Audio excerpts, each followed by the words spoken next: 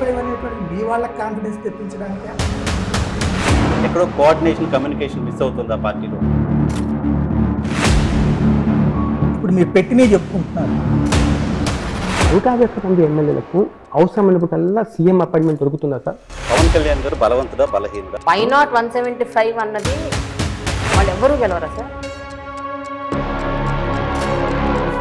రాజశేఖర రెడ్డి గారు, జగన్మోహన్ రెడ్డి గారు ఇద్దరి గురించి తేడా ఏంటి? ఈ ప్రశ్న ఖచ్చితంగా జవాబు చెప్పాలి.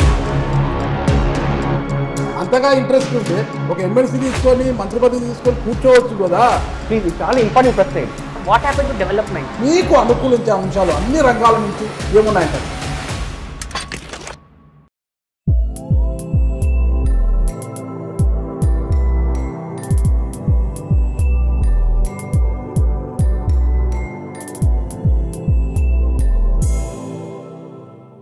ఆంధ్రప్రదేశ్లో రాజకీయ తుఫాను ఆరంభమైంది, ఎన్నికలకు చేరువైంది.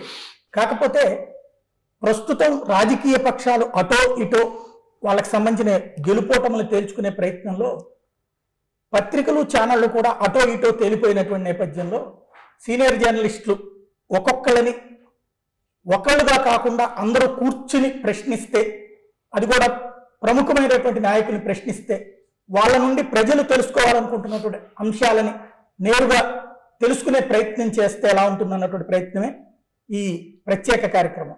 ప్రస్తుతం మనతో పాటు ఉన్నారు రాష్ట్ర ప్రభుత్వ సలహాదారు సజ్జల రామకృష్ణారెడ్డి గారు. నమస్తే. పరిచయమే ఒక్కొక్కరు నాగరాజు గారు, నరసింహారావు గారు, ప్రేమమాలిని గారు, నేను, అలాగే జాఫర్ గారు. ఇవాళ ఆంధ్రప్రదేశ్లో కొత్త రాజకీయం ప్రారంభమైంది. ఇంతవరకు కూడా 151 సీట్లు క్రిందసారి మీకు రావడానికి కారణం ఏంటంటే విడివిడిగా ఎవరికాళ్ళు పోటీ చేశారు కాబట్టి. ఇవాళ రోజున వాళ్ళు కలిశారు. మీ పరిస్థితి మూటాముల్లా సర్దుకుంటున్నారా? 2019 కంటే మెరుగైంది పరిస్థితి. ఎందుకంటే ఆ రోజు జగన్మోహన్ రెడ్డి గారు హోప్ ప్రజలకు, రాష్ట్ర ప్రజలకు. ఆ రోజు చంద్రబాబు నాయుడు గారు డిజాస్టర్స్ ఇది అనేది ఆ రోజు జనం నిర్ణయించుకున్నారు. ఆ హోప్తో, కొత్త ఆకాంక్షలతో జగన్మోహన్ రెడ్డి గారికి తెచ్చి 151 సీట్లతో బ్లెస్ చేసింది స్టేట్. అప్పటి నుంచి ఈ 57 మంత్స్ అంటే ఇంక 2 మంత్స్లో కంప్లీట్ అయిపోయాయి. దీంట్లో ఈ జర్నీ దాదాపు నార్మల్ సంప్రదాయ పద్ధతిలో అయితే ఒక 10-15 ఏళ్ళు టైం పట్టే స్ట్రెచ్చింగ్. పాలనా పరంగా కానీ, అభివృద్ధి పరంగా కానీ, సంక్షేమంతో కూడిన అభివృద్ధి పరంగా కానీ, మానవ వనరుల అభివృద్ధి కానీ, సామాన్య మానవుడికి సమాజంలో వైద్యం ఇలాంటి వాటిలో కీలకమైన రంగాల్లో దేశానికే తలమానికంగా స్టేట్ను అభివృద్ధి చేయడంలో కానీ ఈ 4.5 years లేదా 4 years 10 months అనేది డిస్పైట్ కోవిడ్ 2 years తీసేస్తే బహుశా ఒక ట్రెండ్ సెట్టర్ అయిపోయింది. ఈ నేపథ్యంలో చూస్తే ఆ రోజు విడిగా ఉన్నా, ఈరోజు కలిసి వచ్చినా, మొత్తం అందరూ కలిసి ఒక తాడులాగా పేని వచ్చినా 151 కంటే మించి 175 దిశగా పోవడానికి తగిన సాలిడ్ ఫౌండేషన్ మా పార్టీ ఆధ్వర్యంలోని ప్రభుత్వం వేసిందనేది జగమెరిగిన సత్యం, అందరికీ తెలిసింది. కాబట్టి వీఆర్ కాన్ఫిడెంట్. దాని నుంచి వచ్చిందే మా 175 వై నాట్ 175 అనే స్లోగన్ సీఎం గారు ఇచ్చిన, మేము రిపీట్ చేస్తున్నా, దానికి తగినట్టు గ్రౌండ్ వర్క్ చేస్తున్నా, దాన్నే రిఫ్లెక్ట్ చేస్తుంది, ఆ కాన్ఫిడెన్స్ని రిఫ్లెక్ట్ చేస్తుంది. అంటే అంతకుముందు ఉన్నటువంటి మీ ధైర్యం ఏంటంటే మీరు అంతకుముందు అధికారంలోకి ఎప్పుడు రాలేదు, అంతకుముందు ఉన్న ప్రభుత్వం దాని బలము బలహీనత అన్నటువంటిది ప్రజలు చూస్తారు కాబట్టి దాన్ని పట్టుకుని మీరు అడ్వాంటేజ్ తీసుకుంటారు. ఇవాళ మీరు అధికారంలో ఉన్నారు, ఒక పక్కన సంక్షేమం అని మాత్రమే ముందుకెళ్తున్నారు, అభివృద్ధి లేదు అన్నది విపక్షాలు గట్టిగా ముందుకు తీసుకెళ్తున్నప్పుడు మీకంటూ ఇప్పుడు ప్రభుత్వ వ్యతిరేకత ఉంటుంది. 175 అనేటువంటిది మీ వాళ్ళకి కాన్ఫిడెన్స్ తెప్పించడానికే, లేకపోతే ఎలాగూ సాధ్యం కాదు కాబట్టి అవతల వాళ్ళని భయపెట్టడం కోసం మాట్లాడే పదం? మీరు అనేది వాళ్ళు చేస్తున్నారు, ఏది భయపెట్టే ప్రయత్నం, బోకరింపు ప్రయత్నాలు. మీరు పెట్టిన పేరు కూడా వాళ్ళకి అప్లై అవుతుంది. ఓ పొలిటికల్ స్టామ్ క్రియేట్ చేసిన ఏదో. నిజానికి అలాంటిది ఏమీ లేదు. వాళ్ళు చేస్తున్నవన్నీ టీ కప్పులో తుఫాన్ లాగా క్రియేట్ చేయాలని ప్రయత్నం చేస్తున్నారు. వాళ్ళు ఎక్కడ వై నాట్ 175 అనట్లేదు సార్, అంటోంది మీరు ఒక్కటే అనమాట. వై నాట్ 175 అంటోంది మీరే. ఎందుకంటే నేను చెప్పింది ఇంత ప్రొలాంగ్డ్, నేను ముందు ఇంట్రడక్షన్లో చెప్పిన ఈ 4.5 yearsలో మేము చేసింది ఏదైతే ఉందో, ఏదైతే 87% of the population of AP పాజిటివ్గా అఫెక్ట్ అయ్యారో, ఆ బెనిఫిట్స్ అన్నిటిని చూస్తూ వచ్చారు, దాని ఫ్రూట్స్ ఎంజాయ్ చేస్తూ వచ్చారు, దానికి తగినట్టుగా ఫర్దర్ నెక్స్ట్ 5 yearsకి ఏమేమి జరగబోతోంది కూడా కళ్ళ ముందు ఒక vision. Next 5 years I'm not seeing 2050 Chandrababu లాగా అన్నట్లా.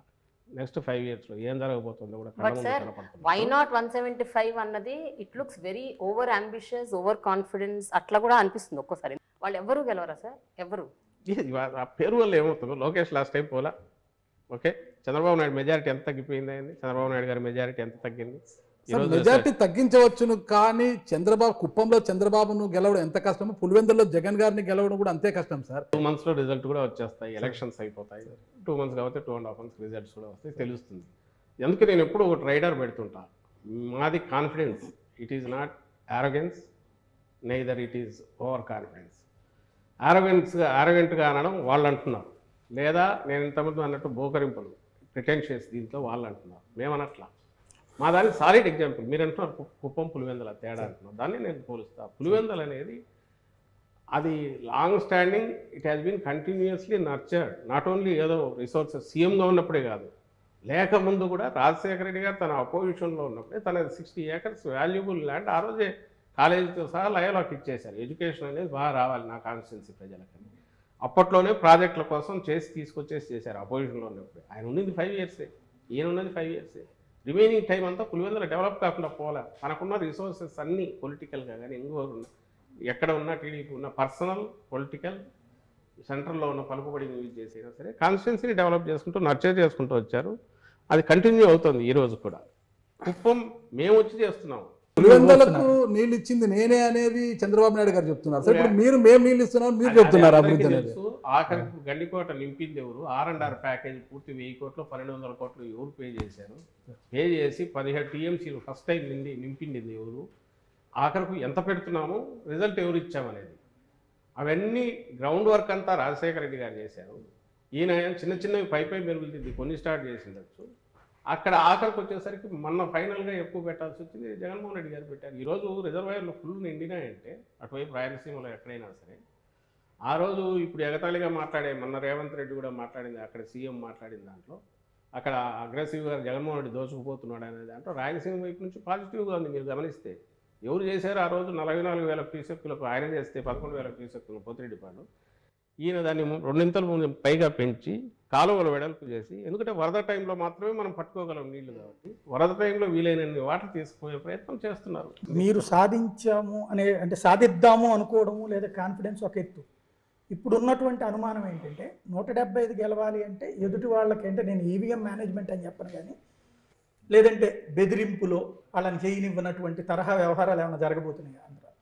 ఇప్పుడు ఫస్ట్ ఇవన్నీ నేను డినై చేస్తున్నాను, ఏది మీరైతే అన్న దాంట్లో. కానీ ఏ కాన్ఫిడెన్స్ ఎక్కడి నుంచి వస్తుందంటే నేను ఇంతకుముందు అన్నదే. ఈ రాష్ట్రంలో ఉన్న వాళ్ళందరిలో నేను ఇంతకుముందు అన్నట్టు 87% of population directly they are enjoying, అన్ని రకాల ఫ్రూట్స్ ఎంజాయ్ చేస్తున్నారు. వాళ్ళ బతుకులు మారిపోయినాయి, పాజిటివ్గా టర్న్ అయినాయి, వాళ్ళ పర్చేజింగ్ కెపాసిటీ పెరిగింది. వీటన్నిటి వల్ల వచ్చిన కాన్ఫిడెన్స్. అలాగే లోకల్ బాడీస్లో మా పార్టీ పుట్టక ముందే 2014 ముందు అన్నింటిలో మేము ఫైట్ చేసాము. ఎవరు ఫైట్ చేయొద్దన్నారు? చంద్రబాబు నాయుడు గారిని ఫైట్ చేసి ఎందుకు నిలబడలేకపోయారు? జగన్మోహన్ రెడ్డి గారి కుటుంబ సభ్యులు కూడా జగన్మోహన్ రెడ్డి గారు ఓడిపోతారని చెప్తున్నారు. కుటుంబ సభ్యులు అప్పట్లో వివేకానందరెడ్డి గారు బయటకు పోయినప్పుడు ఆ రోజు కుటుంబ సభ్యులు బయటకు వెళ్ళింది. ఈరోజు షర్మిలమ్మ బయటకు వెళ్తే ఆమె కుటుంబ సభ్యురాలుగానే బయటకు వెళ్ళారు.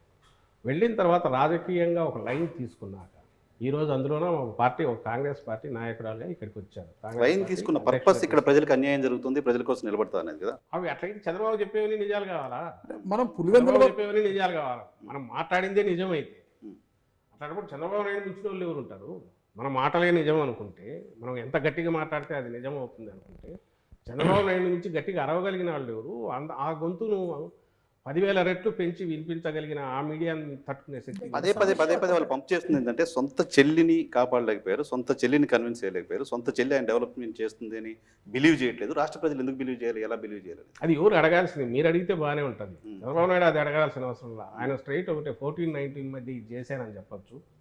ఈరోజు మళ్ళీ మేము వస్తే ఇది చేస్తామని చెప్పచ్చు. లేదా 14-19 మధ్య నేను ఇది చేసినది ఈయన తీసేశాడు, నేను వచ్చి ఇంతకంటే చేస్తానని చెప్పచ్చు.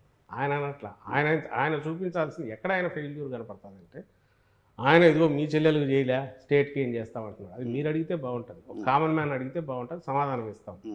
ఆయన పొలిటీషియన్, అందులోనూ 14 ఏళ్ళు సీఎంగా ఉన్న వ్యక్తి, ఓ పార్టీ అధ్యక్షుడు 95లో ఏ రీతిలో అయినా సరే వాళ్ళ మామని దించి ఇంకో పద్ధతిలో వచ్చి అప్పటి నుంచి కబ్జా చేసిన పార్టీ కావచ్చు, ఏదైనా కావచ్చు, తనే అధ్యక్షుడిగా కొనసాగుతున్నారు.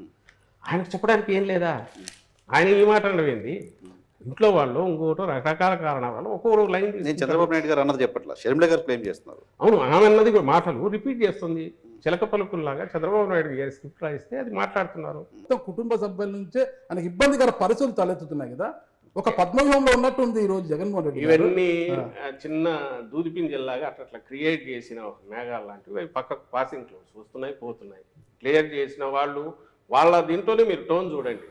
ఈరోజు మాట్లాడట్లేదు అనేది, ఎప్పుడు ఏది కావాలనో దానికి ఆర్కెస్ట్రాలో తీసినట్టు అది తీస్తున్నారు, దడ కొడుతున్నారు.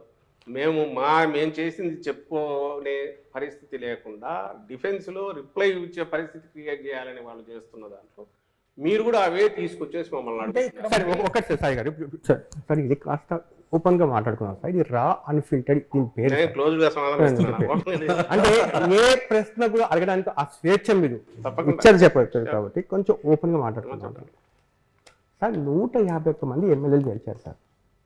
ఈ 151 మంది ఎమ్మెల్యేలకు అవసరమైనప్పుడల్లా సీఎం అపాయింట్మెంట్ దొరుకుతుందా సార్? కాస్త మనసు మీద చేపెట్టుకుని చెప్పండి సార్ ఆ విషయం. ఎన్నిసార్లు ఈ 5 yearsలో 151 మందికి కూడా అపాయింట్మెంట్ దొరికింది, ఎన్నిసార్లు దొరికింది అని చెప్పడానికి? ఒక్కొక్కరు 10 సార్లు 15 సార్లు అసెంబ్లీ ఉన్నప్పుడు అయితే రోజంతా కలుస్తూనే ఉంటారు. నేను అడుగుతాను, నేను ఒకటి జాఫర్, నువ్వు ఒకప్పుడు జాఫర్ రిపోర్టర్గా ఉన్న జాఫర్కు ఇప్పుడు ఒక దీన్ని నడుపుతున్నావు, ఒక టీం ఉంటుంది, నువ్వు ఎంతమందికి ఎప్పుడు అందుబాటులో ఉంటున్నావు, ఎంతమందికి ఎక్కడ తీస్తున్నావు, నీ దీన్ని బట్టి అవకాశాన్ని బట్టి చేస్తుంటావు. ఒక్కటే దీనికి గీటురాయి పెట్టుకోవాల్సింది, ఆ పార్టీ ఎట్లుంది, ఇంటాక్ట్గా ఉందా, కంట్రోల్లో నడుస్తుందా, ఆయన వాళ్ళకు అందుబాటులో ఉండడం అనేది ఏ పద్ధతిలో ఉంటాడు అనేది తనకున్న పరిమితులను బట్టి తనకున్న అవకాశాలను బట్టి డిసైడ్ చేసుకోవచ్చు. కానీ ఒకటైతే చెప్పగలను, అటెండెన్స్ రిజిస్టర్ మెయింటైన్ చేయగల కానీ అక్కడ ఉంటాయి సీఎంఓలో. మీకు కావాలంటే నేను ఎప్పుడన్నా చూపిస్తాను. రాజశేఖర రెడ్డి గారి వ్యవహార శైలిని మీరు చూసింటారు, ఒక జర్నలిస్ట్గా చూసింటారు. ప్రభుత్వంలో ఈరోజు కీలకమైన పదవులు ఉంటూ మీరు ఈరోజు జగన్మోహన్ రెడ్డి గారి దగ్గర తీశారు. ఆ ఇద్దరి గురించి తేడా ఏంటి అంటే ఏం చెప్పగలుగుతారు ఒక్క మాటలో? ఆయన రాజశేఖర రెడ్డి గారు ప్లాన్డ్ దీనికంటే కూడా అప్పటికప్పుడు స్పందించే ప్రతిస్పందన సిచ్యువేషన్ బట్టి చేసుకుంటూ పోయేవాళ్ళం. ఈయనేమో ప్రతిదీ ఈరోజు ఒక మాట మాట్లాడాలన్నా జగన్మోహన్ రెడ్డి గారు ఆచితూచి మాట్లాడతారు. ఎందుకంటే నెక్స్ట్ 5 years తర్వాత ఎవరన్నా అడిగినా కూడా దానికి నేను సమాధానం ఇవ్వాల్సి ఉంటుంది అనే ఉద్దేశంతో జాగ్రత్తగా మాట్లాడతాను. పబ్లిక్ దీనికి సంబంధించిన వీఆర్ ఆన్సరబుల్ టు 5 crores వీటికి సంబంధించి కాబట్టి ఒక పార్టీ అధినేతగా నేను ఎట్లా మూవ్ కావాలనే దాంట్లో చాలా ఆచితూచి వ్యవహరిస్తారు. మిగిలిన వాటిలో కూడా ఒక కమిట్మెంట్ ఏదైనా ఇస్తే దాన్ని ఇది కాకూడదు, ఆచితూచి మాట్లాడాలనేది ఈయనకుంటుంది. అది వాస్తవం సార్. ఇప్పుడు తీసుకుంటే ఒకే పార్టీలోనే మీరు తీసుకుంటే ఇప్పుడు ఒక నియోజకవర్గంలో కంటిన్యూ కావాలి, ఎందుకంటే మధ్యలో అయితే ఇబ్బంది వస్తుంది, దాని వేరే మీనింగ్ వస్తుంది. ఆ రోజు ఆయన ఉన్న పరిస్థితి తను డిఫరెంట్ ఫేజెస్ దాటుకుంటూ వచ్చినందువల్ల ప్రతిదీ హిస్టరీలో కలిసిపోతే ఫైనల్ వచ్చేసరికి ఒక ఎవాల్వ్డ్ రాజశేఖర రెడ్డి గారు, అందులోనూ ఆయన మాటల్లోనే చెప్పాలంటే పాదయాత్ర తర్వాత వచ్చిన రాజశేఖర రెడ్డి గారు డిఫరెంట్ రాజశేఖర రెడ్డి గారు వచ్చారు. ఈ బాధ్యత మొత్తం తండ్రి హఠాత్తుగా చనిపోవడంతో జగన్మోహన్ రెడ్డి గారి మీద సడన్గా పడింది. ఈయన తన తండ్రి డిఫరెంట్ ఫేజెస్ చూశారు. చూసిన తర్వాత ఒక మాటను మళ్ళీ వెనక్కి తీసుకోవడానికి ఎట్లా అవుతుంది, ఒక మాట కమిట్ అయ్యాక వచ్చే తర్వాత వచ్చే ఇబ్బందులు ఇవన్నీ చూశారు. కాబట్టి ప్రతి స్టెప్ దగ్గర ఆ రోజు పార్టీ పెట్టిన రోజు నుంచి ఈ రోజు వరకు కూడా అతి తక్కువ మాత్రమే ఆయన ఎక్స్ప్లెనేషన్ ఇవ్వాల్సిన పరిస్థితులు వచ్చింటాయి, మీకు తెలుస్తుంది. ఇవన్నీ ఈ తక్కువ టైంలో సాధించడానికి కారణం ఈయనకున్న పట్టుదల లేక ఏకాగ్రత కారణం కావచ్చు. దాంతో వచ్చే షూడ్నెస్ ఒకటి ఈయనకుంది. అది ఓ లీడర్ కావాల్సింది. ఈరోజు పార్టీని బతికిస్తుంది, స్టేట్ కూడా హోప్ అయింది దాని నుంచి. 2019 నుంచి ఇప్పుడు పరిస్థితి మెరుగుపడిందని మీరు చెప్పారు సార్. సో మీరు కాన్ఫిడెంట్ గా ఉందో కాదు సార్, ఇక్కడ క్యాడర్ కూడా చాలా కాన్ఫిడెంట్ గా ఉంటుంది. ఇప్పుడు దాకా మీ కోటరీలో ఉన్నారు వేమిరెడ్డి గారు, చాలా క్లోజ్ కోటరీకి ఉన్నారు కదా సార్, ఎందుకు వెళ్ళిపోయారు సార్? మానుకుంటా మాగుంటా ఎందుకు సంతృప్తిలో పడ్డారు? కృష్ణదేవరాయలు ఎందుకు జంప్ అయిపోయారు సార్? ఇక్కడ పాత పార్టీకి సీటు ఉందో లేదా చెప్పకముందు అతను చాలా ఎత్తేసాడు. ఇవన్నీ కాన్ఫిడెన్స్ లేక బాలశౌరి గారు కూడా దూరం అయిపోయారు. బాలశౌరి అంటే క్లోజ్ కోటరీలో ఉన్నవాడు జగన్మోహన్ రెడ్డికి ఆత్మ నేనే బయటకు చెప్తున్నారు. బాలశౌరి ఎమ్మెల్యేలు వెళ్ళడం పర్లేదు సార్, ఎంపీ అనే ఒక వ్యక్తి సిట్టింగ్ ఎంపీలు వెళ్ళిపోతే అది మొత్తం ఆ కాన్స్టిట్యూన్సీలో ఉన్న 10-12 మిగతా అసెంబ్లీ నియోజకవర్గాల మీద కూడా ఇంపాక్ట్ చూపించే ప్రమాదం ఉంది. ఇలా 4 ఎంపీలు దాదాపు 4 సిట్టింగ్ ఎంపీస్ హ్యావ్ జస్ట్ మీరు అనేది అంత ఎనీ పొలిటికల్ పార్టీ అది నాది కావచ్చు ఇంకోటి కావచ్చు స్టాటిక్గా ఉంటుంది అని అనుకుంటే అది ఒక ప్రమేయం అవుతుంది. ఉండాలని కోరుకోవడం కూడా కరెక్ట్ కాదు. ఒకటి ఫస్ట్ పాయింట్. బట్ ఇది పెద్ద జోల్ట్ కాదా సార్? ఏం కాదు, వాళ్ళకు జోల్ట్ అవుతుంది. ఎవరైతే దీన్ని ఇదే అయ్యారో జోల్ట్ వాళ్ళకు జోల్ట్ అవుతుంది. పార్టీ అనేది స్థిరంగా ఉంది. పార్టీ ఓటు ఈరోజు ఉండే ఇప్పుడున్న పరిస్థితిలో ఈ పార్టీకి చూసేది ప్రతి ఒక్కరు జగన్మోహన్ రెడ్డి గారిని చూస్తున్నారు, ఆయన విధానాలు చూస్తున్నారు. వైఎస్ఆర్సీపీ అంటే నన్నదర్ దాన్ జగన్మోహన్ రెడ్డి గారు చూస్తున్నారు. ఆయన సెలెక్ట్ చేసి ఆయన ఎంపిక చేసే ప్రక్రియలో పూర్తి డెమోక్రటిక్గా అక్కడ ఏరియా అవసరాలను పొలిటికల్ వీటిని దృష్టిలో పెట్టుకొని చేస్తున్న క్యాండిడేట్స్ ఉన్నారో వాళ్ళు గెలుస్తారు. ఎవరైతే ఈ జర్నీలో కొత్తగా వచ్చేవాళ్ళు కావచ్చు, ఉన్న వాళ్ళను ఎవరైనా మేము మార్చాల్సినప్పుడు వాళ్ళు హర్ట్ అయ్యి కొంత డెసిషన్స్ తీసుకోవచ్చు. అల్టిమేట్గా ఈ రెండు any political party cannot be A static one. ఉంటే అది స్టాగ్నేట్ అయిపోతుంది. వచ్చేవాళ్ళు వాళ్ళు స్వచ్ఛందంగా వచ్చేవాళ్ళు వాళ్ళు వస్తుంటారు, హర్ట్ అయిన వాళ్ళు ఇంకో ప్రయత్నం చేస్తుంటారు, ఇంకొక లేదా అట్లాగే ఉండి లీడర్ మీద హోప్తో ఉండేవాళ్ళు ఉంటారు. అల్టిమేట్ డిసైడ్ చేయాల్సింది, డెసిషన్ తీసుకునేది, దాని ఫేట్ డిసైడ్ చేసేది కింద పబ్లిక్ ఎవరైతే ఉన్నారో వాళ్ళు మాకు పాజిటివ్గా డిసైడ్ చేస్తున్నారు కాబట్టి మేము ఈ స్థితిలో ఉన్నాము. అలాంటి పరిస్థితి లేదు కాబట్టి ఓ మూక మందలాగా వచ్చి జనసేన వాళ్ళు అట్లా పక్కకి వెళ్ళిపోవడమో, లేదా ఓ సత్రంలో 2 రోజులు ఉండిపోయినట్టు షెల్టర్ కోసం ఉండిపోయినట్టు టీడీపీ వాళ్ళు బీజేపీలో ఉండి రేపు మళ్ళీ ఇక్కడికి రావచ్చు, అవి జరుగుతున్నాయి. అలాగే ఇప్పుడు వాళ్ళు టికెట్లు చేస్తున్నప్పుడు అక్కడ కూడా ఇలాంటి జరిగే అవకాశం ఉంటుంది. ఆల్రెడీ మా డోర్ నాక్ చేస్తున్నారు, ఫోన్లు వస్తున్నాయి, మేము వస్తామని. వాళ్ళని అందరినీ ఎక్కడ అకామిడేట్ చేయలేము కాబట్టి మేము కూడా పెద్దంత రిలక్టెంట్గా ఉన్నాం. వీఆర్ మా కాన్ఫిడెన్స్ వచ్చేది వీటన్నిటి నుంచి. వీఆర్ నాట్ నీజర్ రియాక్షన్స్ మా దగ్గర ఉండవు. మీరు ప్రజా అవసరాలు సలహాదారు, ప్రభుత్వానికి ఒక సలహాదారు, ప్రజా అవసరాలు పార్టీకి అయితే ప్రధాన కార్యదర్శి అనుకుంటారు. ఇప్పుడు ప్రభుత్వం తీసుకునే ప్రతి విధానపరమైన అంశాల్లో కావచ్చు, ప్రభుత్వ అంశాల్లో కావచ్చు, మీరు ఎక్కువ ఫోకస్ అవుతుంటారు, ప్రతిదీ మీరే అడ్రస్ చేస్తుంటారు అనమాట. అంతగా ఇంట్రెస్ట్ ఉంటే ఒక ఎమ్మెల్సీ తీసుకొని మంత్రి పదవి తీసుకొని కూర్చోవచ్చు కదా.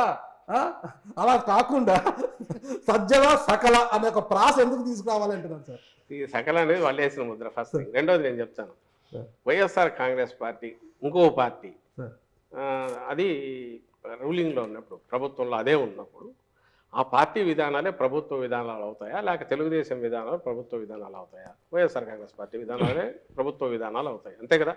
ఓ పార్టీ నాయకుడిగా, సీనియర్ నాయకులుగా ఉన్న వాళ్ళము, ఫస్ట్ నుంచి ఉన్న వాళ్ళు, విధానాల గురించి తెలిసిన వాళ్ళు వాటిని ఎక్స్ప్లెయిన్ చేసినప్పుడు దే ఆర్ అథారిటేటివ్. అది మేము కావచ్చు, ఒకవేళ ఈరోజు బొత్స సత్యనారాయణ గారు మినిస్టర్ కాకపోయినా ఆయన మాట్లాడినా, లేదా ధర్మాన ప్రసాదరావు గారు మినిస్టర్ కాకపోయినా ఆయన మాట్లాడినా, పెద్దిరెడ్డి గారు మినిస్టర్ కాకపోయినా ఆయన మాట్లాడినా, ఎందుకు వస్తుందంటే వాళ్ళ లెవెల్ ఆఫ్ మెచ్యూరిటీ లేదా పార్టీతో ఉన్న అసోసియేషను, పార్టీ విధానాల పట్ల స్పష్టత, ఎక్స్ప్రెస్ చేయగలిగిన వీటిని బట్టి వస్తే అవి దే గెట్ ఇంపార్టెన్స్. అవి ప్రభుత్వ పాలసీలు మావి కాక వేరే పాలసీలు, టీడీపీ పాలసీలు. ప్రోటోకాల్ ప్రకారం ఐఎమ్ నోబడి. ప్రోటోకాల్ ప్రకారం ఎక్కడన్నా అఫీషియల్ ఫంక్షన్స్లో నేను ఎక్కడ ఉండని, నేను ఉండాలని ప్రయత్నం కూడా చేయను.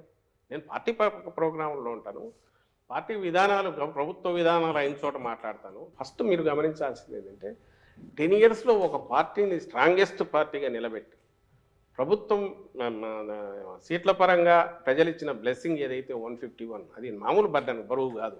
అది పవర్ ఎంతనో బరువు కూడా అంతే. 101 సీట్లు గెలిపించారంటే ఎంటైర్ స్టేట్ అంత హోప్స్ పెట్టుకుందని, వీటిని డెలివర్ చేయడానికి ఆయన రౌండ్ ది క్లాక్ ఫోకస్ పెట్టి పని చేయకుండా అయితే అసాధ్యం. నేను ఇంతకుముందు అన్న స్కీములు కానీ, లేదా ఈ 4 ఏళ్లలో 2 ఏళ్ళు కోవిడ్ తీసేస్తే మిగిలిన తక్కువ టైంలో ఇంత ఫినామినల్ రిఫార్మ్స్ కానీ, చేంజెస్ కానీ, సిస్టమ్స్లో చేంజెస్ కానీ, కొత్త సిస్టమ్స్ ఇంట్రడక్షన్ కానీ చేయగలగడం అనేది, మీరు దాంతో పోల్చినప్పుడు దానికి ఆయన సఫర్ అవుతున్నది, ఎంత టైం లూజ్ అవుతున్నాడు. మామూలు దీంట్లో పార్టీని ఒక పక్క నడుపుకుంటూ ఇది ఎట్లా చేయగలుగుతున్నా ఆలోచిస్తే అసలు ఇంత ఎట్లా చేసాడని మీకు ఆశ్రమిస్తే ఇది అసలు ఇష్యూ అనిపించదు. సార్ ఒక జర్నలిస్ట్ గా ఒక్క విషయంలో ఐ అడ్మిట్ సార్, అంటే I have seen what is happening in Andhra Pradesh, especially ఎడ్యుకేషన్లో, గవర్నమెంట్ స్కూల్స్లో జరుగుతున్న ఒక మార్పు, రిఫర్మేషన్, ట్రాన్స్ఫర్మేషన్. రెండోది హెల్త్ డిపార్ట్మెంట్లో ఉన్న ఫ్యామిలీ డాక్టర్ కల్చర్. మూడోది రైతుల కోసం రైతు భరోసా, వీటి వరకు, and also village volunteer system. I really appreciate the government, but at the same time ఇందాక మనం మాట్లాడుకున్నట్టు డెవలప్మెంట్ అన్న విషయానికి వస్తే మాత్రము, సో దీని గురించి మీరు ఏమంటారు సార్? అంటే చేసిన వాటి గురించి చెప్పుకుంటున్నారు, ఓకే, చేసినవి ఎన్నో వాటి గురించి చెప్పుకోవట్లేదా, లేకపోతే అసలు చెయ్యట్లేదా? What happen to development? ఇప్పుడు అందుకే నేనంటే మీరు జగన్మోహన్ రెడ్డి గారి పాలన వైపు చూడాలంటే ఒక ఫస్ట్ థింగ్, అక్కడ ఏం చేశారు, ఇక్కడ అలాంటి బిల్డింగ్ వచ్చిందా, అక్కడ అయిందా, ఇక్కడ ఇది వచ్చిందా అనేది చూడడం కాకుండా హోలిస్టిక్గా మొత్తంగా చూస్తే డెవలప్మెంట్ అనేది మనకు కనపడుతుంది. ఫస్ట్ నేను ఇంతకుముందు ఇంత ప్రొలాంగ్ మళ్ళీ చెప్తూ వస్తున్నాను, దాంట్లో పార్ట్గానే మళ్ళీ ఇప్పుడు ఎక్స్టెండ్ చేస్తున్నాను. ఇండస్ట్రీస్ వస్తున్నాయి కంటిన్యూస్, ఎంఎస్ఎంఈలు విపరీతంగా గతంతో పోలిస్తే పెరిగాయి. వీటన్నిటి ఇండికేటర్ ఎక్కడ ఉంటుంది? 1000 కోట్లదో 2000 కోట్లదో 1200 కోట్లవి అలాంటివి 10, 15, 20 దాకా వచ్చాయి. నాకు మన పోతుంటే మా బద్వేల్ దగ్గర 1200 కోట్లది షీట్స్కి సంబంధించి వచ్చింది. 1200 మందికి వర్క్ కల్పిస్తుంది. కడప నుంచి పులివెందుల పోతుంటే కొప్పర్తి కొత్త ఎలక్ట్రానిక్ జోన్ మొదలైంది. ఆల్రెడీ ఇండస్ట్రీస్ డిక్సన్ అని ఏవో వచ్చాయి. అక్కడ కూడా ఇప్పటికే ఒక 5-6 వేల మంది 10,000 మంది దాకా పనిచేస్తున్నారు. శ్రీ సిటీలో కొత్త ఇండస్ట్రీస్ వచ్చాయి. పెద్ద కంట్రీలోనే పెద్దవి వచ్చి పెట్టారు. అంటే నేను ఎందుకు వీటి గురించి ఎన్ని చెప్పొచ్చంటే ఇంకా చేంతాడు లిస్ట్ అవుతుంది నేను చదువుతూ పోతే. ఒకటి. సెకండ్, దానికంటే ముఖ్యంగా ఎంఎస్సీ ఎంఈలను పోస్ట్ కోవిడ్ కాగానే ఆ ఇన్సెంటివ్స్ వాళ్ళ ఉన్నవన్నీ పే చేసి క్లియర్ చేసి 1000 కోట్లు 1200 కోట్లు కొత్త వాటిని ఎంకరేజ్ కొత్త ఇన్సెంటివ్స్ చూపించడం వల్ల అవి గతంలో ఎప్పుడూ లేనంతగా పెరిగాయి. అంతకుముందు నా ఐ థింక్ 2.3 lakhs 3.5 lakh ఉంటే ఇప్పుడు 5.5, 6 lakh కొత్తవి స్టార్ట్ అయ్యాయి. ఇవంతా కూడా ఈ 3 ఏళ్లలో పవర్ కన్జంప్షన్ విపరీతంగా పెరిగింది. ఇరిగేషన్కు దీనికి దట్ ఈజ్ అన్ ఇండికేటర్.